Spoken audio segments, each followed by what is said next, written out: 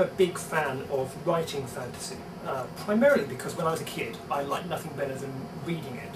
I think what appeals to me is that fantasy gives you escape, it gives you magic, it gives you amazing monsters and creatures that you're never going to see, it gives you places of great delight, wondrous castles, all that sort of stuff. But also it gives you a chance to, importantly, explore real things about real people, issues that we all experience day to day.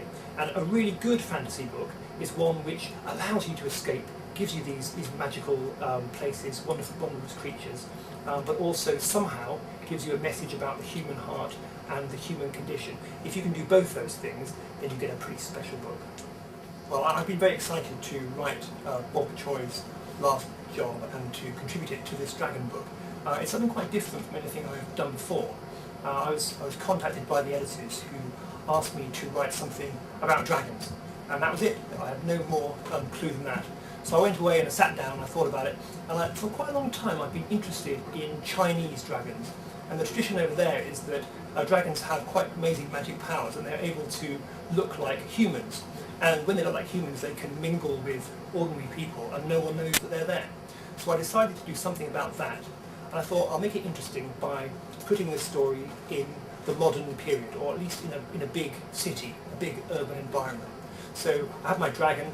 It was going to be hidden away in a city, and I thought, who's my main character going to be?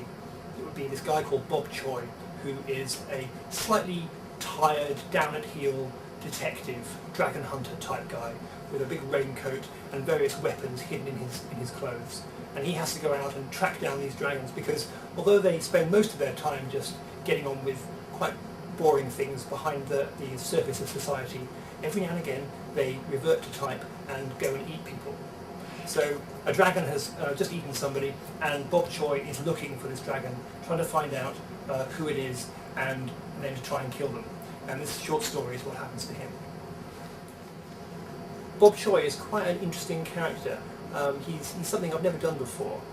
Most of my characters are embedded in gigantic great novels, and so in the course of 300 pages I get to know everything about them. But this guy, he's there for maybe 10, 15 pages, and I'm quite intrigued by him. I think he's got lots of hidden stories within him, and so I'm quite tempted that one day I might expand his story and make something longer, investigate his mysterious past. I would recommend writing fantasy to anybody, but I would say that you have to be quite careful. The thing that attracts people to fantasy is that it seems to allow you to do anything. You can invent all kinds of wondrous spells that change the world, turn things upside down. You can do all that as long as you make sure that there are proper rules underneath it, because there's nothing more annoying than reading a book where anything can happen.